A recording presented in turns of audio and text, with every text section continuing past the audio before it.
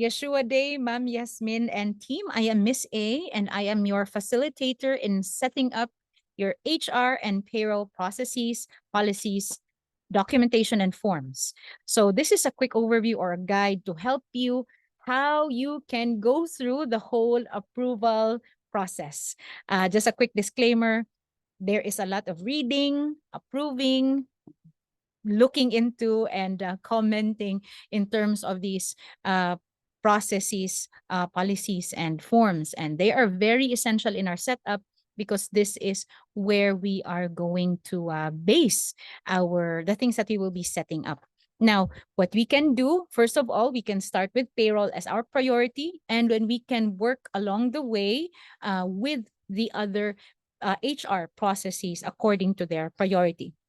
I'm going to tell you more about that later on. So first, I'm going to show you the list with which I have attached in this email. So this list is going to be your reference, and you're going to be using it to check the items that you'll be checking.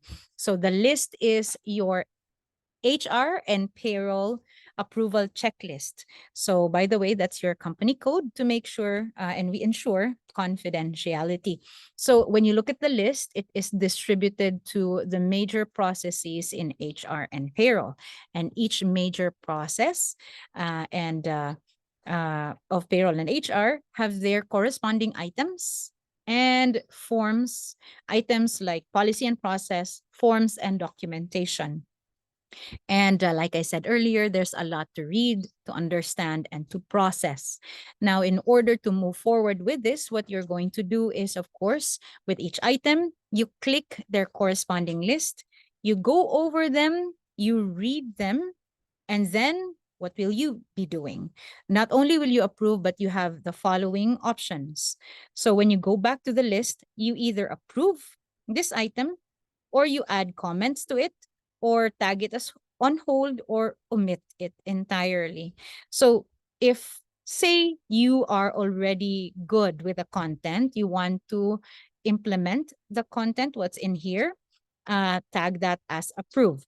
However, if you have clarifications or you need changing, that means you'll be adding comment. To add a comment, kindly select a portion that you have clarification with, you want to change, and click add comment, and just let's change this. Or let's say, for example, you want to kindly use this phrase, okay, and then you just want to put the statement there and then click comment. And so when you have comment, you tag it as comments added. Now, you can also say you want to put it on hold, probably because you want to discuss it with us more, or you want to omit it. That means you feel that this particular item is not necessary. Now, beside status is the remarks field. And in the remarks field, we'll need to know, especially why you believe you need to hold it or omit it. Say, for example, you decide that it should be put on hold. You can say that, can I meet with you? You can say, can we meet to discuss? Okay, so that's one of the things that you can remark if it's on hold. Omit means you believe that this is no longer necessary, and we need to know why you believe it should be omitted. No, so just to help you understand, all these items are as per standard. And however, we also understand that your business has its own unique requirements. Nevertheless, we will need to know if these items are approved, if you have comments added, if you put them on hold, or you want to omit them. If anything that you believe is not clear here, please feel free to drop a message or send me your response in the email. And so to get you on a pace that's not too slow or too fast, and a pace that is very important for us to set up, you can begin by going over the consolidated payroll policies.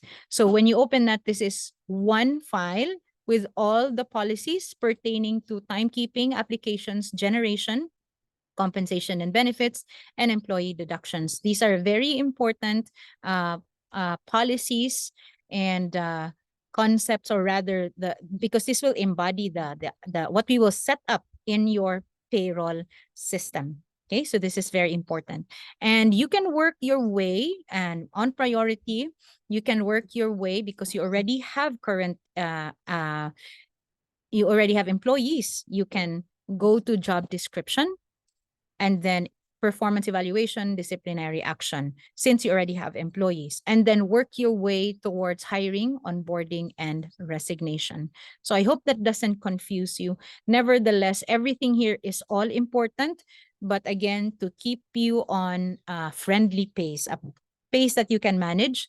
Let's begin with letter H and then work our way to D, E, F, and then A, B, C. And of course, don't forget, finally, letter G, which is DOLE, or Occupational Safety and Health, or OSH, safety and health policies. Okay, so once we're able to do this, one of our major output will be, of course, what we will set up in our payroll system and the handbook. So that means for as long as all these items are not yet approved, or we don't have your feedback yet, we will not be able to proceed with the formal handbook for your company. Now, while we are still finally, this is the final item I'd like to discuss. If you notice, this item is on bracket, and that's because we're currently still processing your corporate, or rather we're still registering your business. And until we get your registered business name, we will keep it to the business name that we know your business of. Now, there are items that are in red. These items are temporary until we are able to finalize prerequisites that are found in the checklist. Like this, for example, we will be creating standard interview questions per position until we are able to finalize, what is that? The job description. Okay, and so that's for our overview. I hope that helped you. Again, if you feel that there's anything that I have not clarified and you're still confused, please feel free to reply in the email and let me know how we can help you. Thank you so much, and God bless you always.